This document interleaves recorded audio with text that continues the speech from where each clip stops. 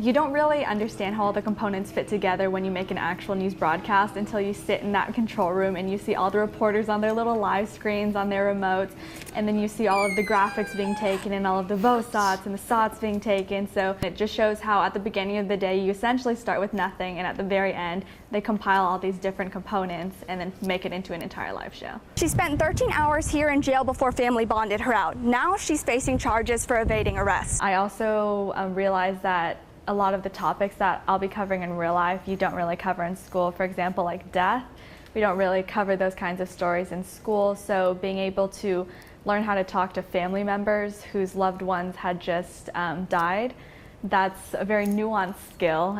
I basically had heard of a blood drive called Battle of the Badges, and police officers and firemen were quote-unquote competing to see who could get the most people to vote for them after they donated blood. So not only was I able to pitch a story, I was able to set up the interviews, get a specific angle, and then at the very end, Elaine, Bruce, and the Sean Rabb said, "Good job, Ashley," and that just, oh my god, it was just great. It was a really good moment. So that was my standout moment. Originally, I wanted to be a reporter for a national news station because it just seemed really glamorous, but after coming to Fox 4, I realized I do want to be a local reporter, so I've kind of changed my trajectory. The Vega siblings have been coming to Dallas public libraries ever since they were little. As high school students, they come just as often, but now as volunteers. And I think it's really because local reporting, you can see how each single story really directly affects the community, and people care about that, right? Because it's where they live and it's really going to affect how they act or how safe they are. This has been my first journalism internship, but I definitely think it's going to be the best one I've ever had, just because